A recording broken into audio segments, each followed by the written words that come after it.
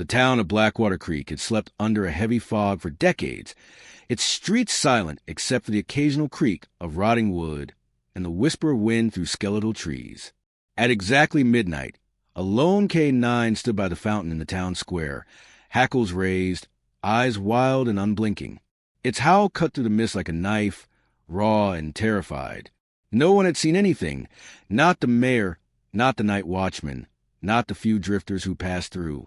Yet the dog's terror was contagious, and deep beneath the fountain, something ancient and unspeakable waited, watching.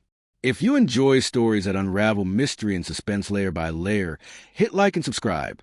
There's more chilling revelations ahead.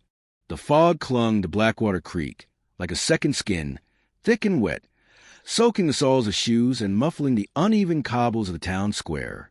Street lamps flickered, their pale orange light smeared into halos by the mist. The town was silent, except for the faint hiss of the fountain at its center, an old stone structure that had long since lost its sparkle, now cracked and mottled with moss. Rex, a German shepherd with a streaked coat of black and tan, circled the fountain restlessly, his ears pricked, tail stiff. He had been uneasy all day, pacing the narrow corridors of his handler's home, before dragging him out into the night. Officer Daniel Mercer, 34, broad-shouldered and perpetually carrying fatigue of his small-town beat, sighed and rubbed his temples. "I don't know why you're so keyed up tonight, boy," he muttered, voice low, blending with the fog. "It's just water. Nothing down there." Rex's gaze fixed on the fountain, unblinking. Then came the howl, long, raw, full of dread, vibrating through the chill air like a warning. Mercer froze. The sound carried across the square, drawing the attention of a solitary passerby, an old man with a bent back and a lantern, who hurried away without a word. Mercer's gut tightened. He had grown up in Blackwater Creek, and the town carried whispers of old secrets, of disappearances that were never solved, of townsfolk who vanished without a trace. Something in Rex's behavior reminded him of those old stories. The way the dog's hackles rose, the growl buried deep in his chest. He crouched by the fountain, peering into the black water. The surface was still, mirroring the fractured light of the lamp, but there was a sense of movement below. Something shifted just beneath the surface, a ripple too deliberate to be caused by wind. Mercer's pulse quickened. "Rex," he said softly, reaching into his jacket for a flashlight. The beam trembled as he swept it across the water, revealing only the fountain's grime and a few scattered coins glinting like lost stars. Then he froze. A shadow moved beneath the surface. Not a reflection. Something alive. Before he could react, Rex barked sharply, low and urgent, then leapt onto the edge of the fountain, claws scraping against stone. The dog's eyes glinted with something unnatural, a reflection of the fear Mercer had buried for decades. A voice came from the shadows behind him. "You shouldn't be here, Daniel." Mercer turned sharply. From the fog emerged Claire Donovan, 30, thin-limbed, eyes sharp and assessing.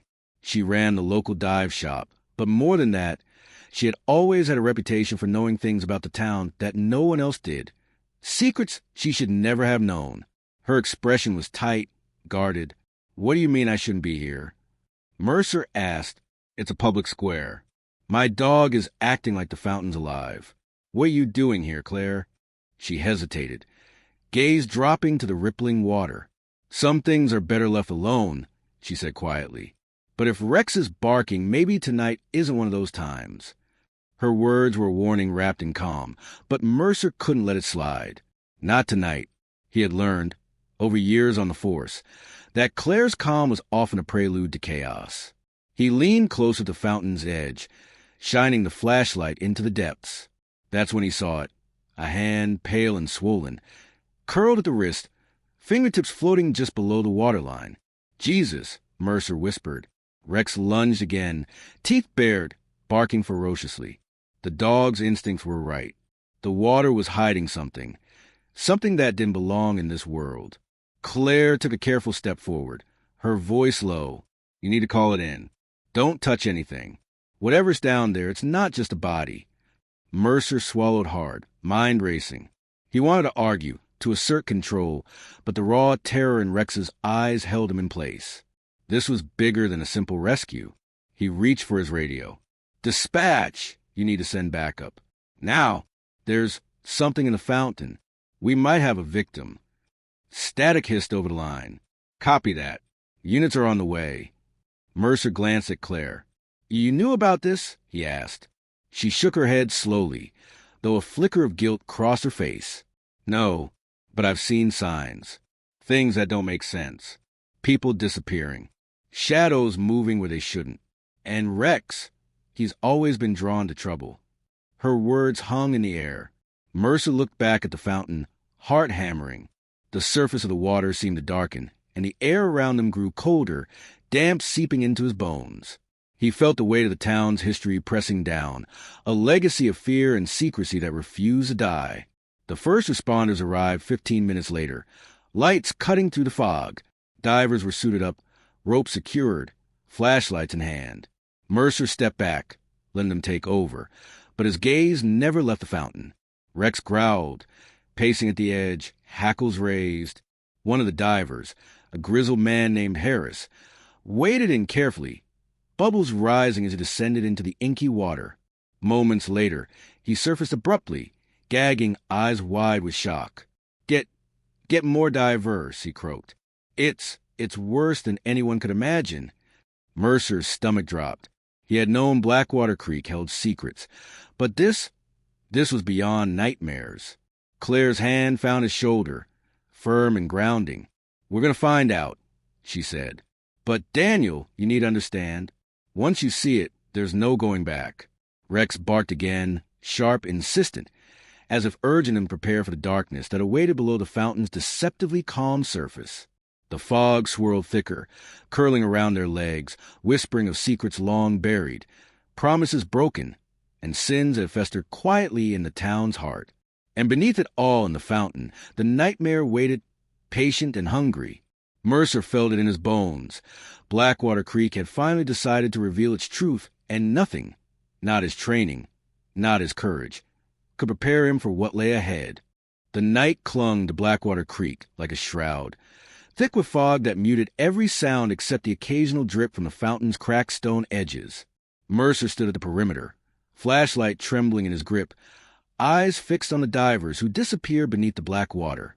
Rex paced at his side, growling low. The hair along his spine bristled.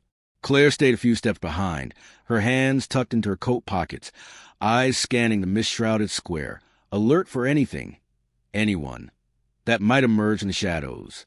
Daniel, she said quietly, you ever think about how a town can carry guilt? Not just rumors or crimes, but guilt itself, like a living thing. He didn't answer immediately. He had grown up in Blackwater Creek, heard the stories whisper behind closed doors, disappearances that never made the news, strange accidents that were too neatly forgotten. But nothing in his 20-plus years of patrolling these streets had prepared him for the scene unfolding before him. The first diver surfaced again, coughing, eyes wild. His face was pale, mouth trembling as he pointed down at the fountain. You don't understand, Harris gasped. It's more than bodies. There's something down there, something alive, or it was alive, and the way it's arranged, it's ritualistic. God help us. Mercer felt a chill creep up his spine. Ritualistic? He had seen his share of crime scenes, but this, the way the fountain seemed to hold its secrets under the smooth surface, the weight of the silence in the square, felt different, ancient, deliberate, malicious. Claire stepped closer, voice tight. They're holding something in the siphon chamber, something that doesn't belong in the town's history books, or anywhere else. Mercer swallowed, heart hammering. Get more diverse, better equipment, and tell me the truth, Claire. How long have you known the town hid things like this? Her jaw tightened. Longer than I want to admit. My family, we've lived here generations. Seen things. Protected things. People like you who care about justice, you'd rather dig up the past. But some truths aren't meant to be found. Rex barked again, low and urgent, glancing between Mercer and the fountain. The dog's instinct screamed at him that this wasn't just a discovery. It was a confrontation with something older, deeper, and infinitely darker than the surface would allow.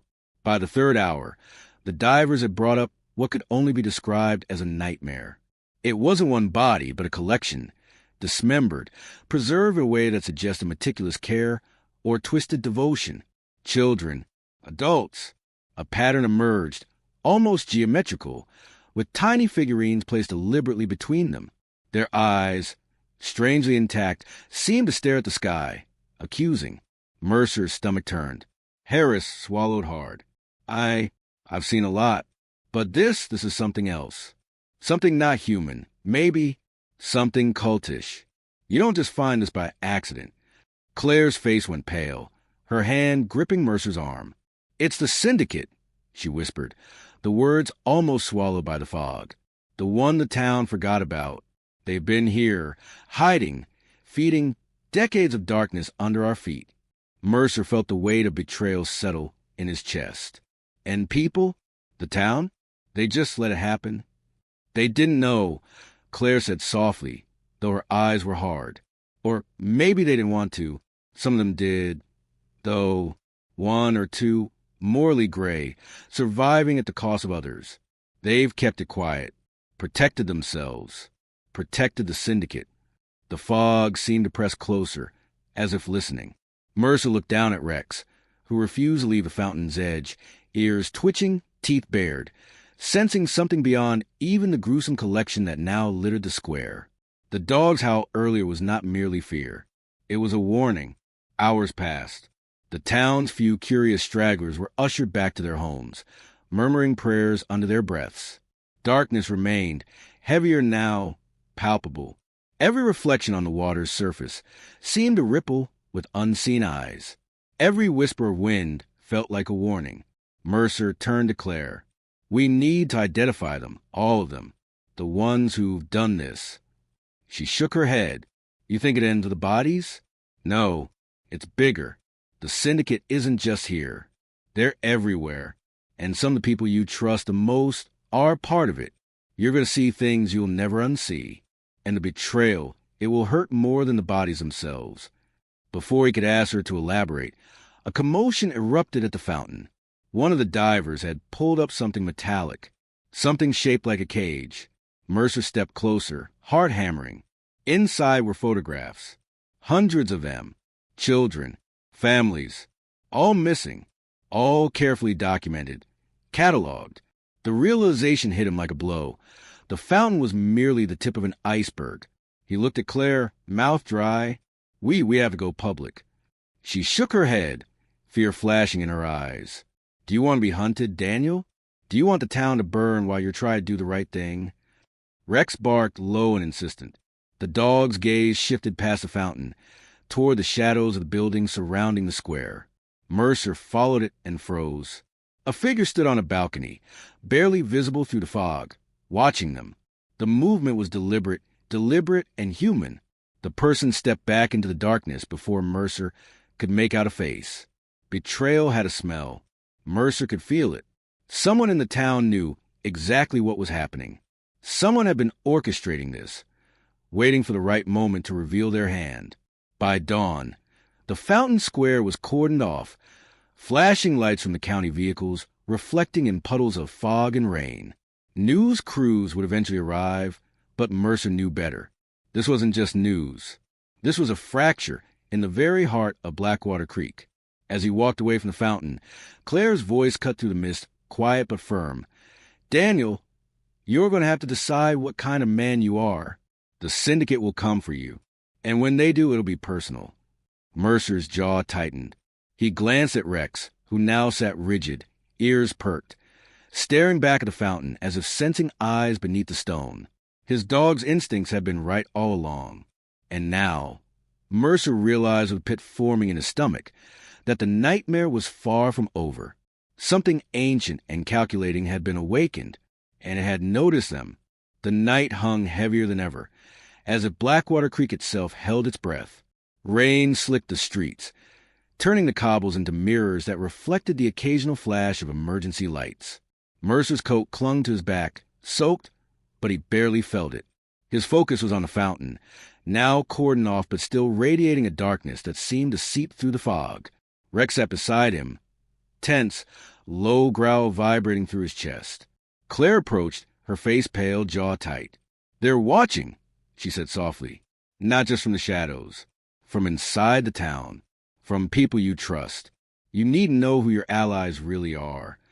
Mercer nodded slowly, the weight of dread settling over him. The syndicate had been living in the town's veins for decades, and now the spotlight was on them. But the discovery at the fountain wasn't the end. It was the beginning of a reckoning that would stretch far beyond any legal line, beyond any moral boundary Mercer thought he understood. The divers returned, drenched and exhausted, with the last of the evidence. The metallic cage, filled with photographs and keepsakes, had been secured. But there was something else, a sealed envelope with no markings, addressed in a handwriting both elegant and sinister, for those who dared look deeper. Mercer tore it open. Inside were photographs of townsfolk he knew personally, business owners, the mayor, even officers from the local precinct. But at the center of each cluster of images was a symbol, a circle, half-formed, carved into stone, a sigil, something ancient. Claire's breath hitched. The syndicate, they'd been documenting the town all this time. Every missing child, every cover-up, every debt owed to them. They're not just hiding underground. They're in plain sight. And now they know we've seen the fountain. Mercer clenched his fists, anger and fear mixing into a bitter weight. He had always believed in protecting the innocent. But the syndicate blurred the lines between innocence and guilt. They had corrupted everyone, or at least forced compliance. Suddenly, Rex barked, a sharp, urgent sound that cut through the night. Mercer's eyes followed the dog's gaze to the edge of the square, where a figure emerged from fog. The rain glinted off their coat, hood pulled low. They walked with deliberate, controlled steps, a predator among frightened prey. Mercer stepped forward. "Who are you?" he demanded. The figure paused, then lifted their head. Claire gasped.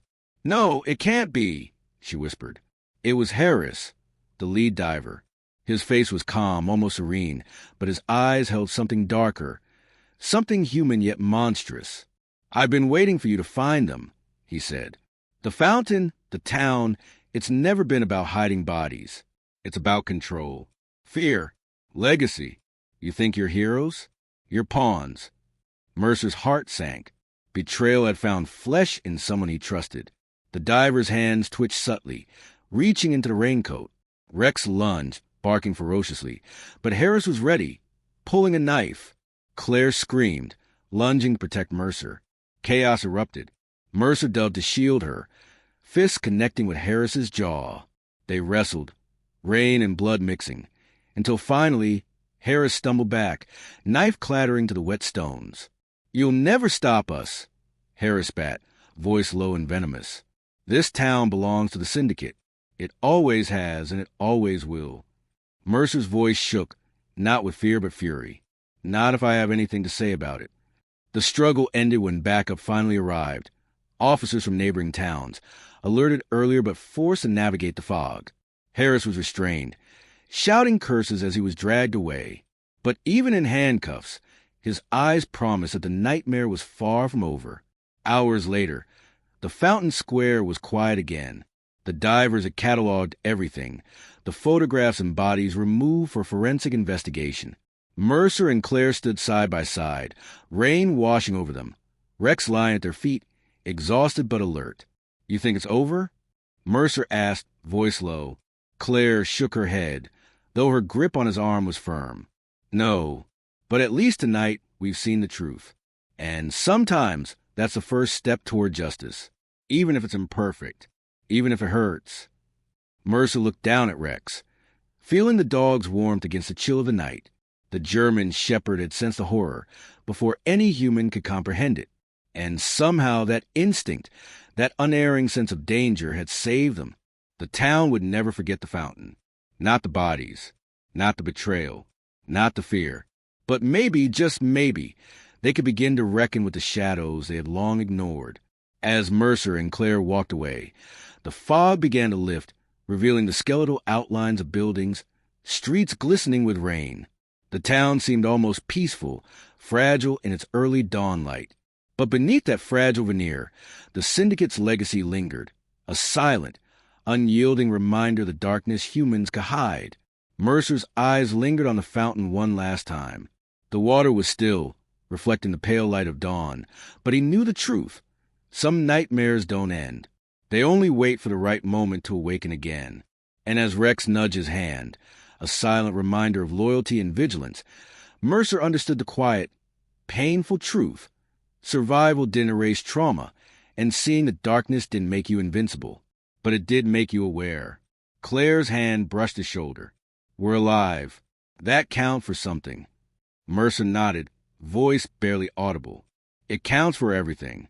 The town breathed in the morning fog, unaware how close it had come to being consumed. And somewhere beneath the surface, the eyes that had stared in the fountain lingered in memory, a quiet promise that Blackwater Creek would never forget. Rex let out a single low howl, soft and mournful, echoing across the empty square. It was not a cry of fear this time, but a remembrance, warning, and a bond that had survived the darkness. The nightmare had been seen, and though the future was uncertain, the first step toward truth, however painful, had been taken.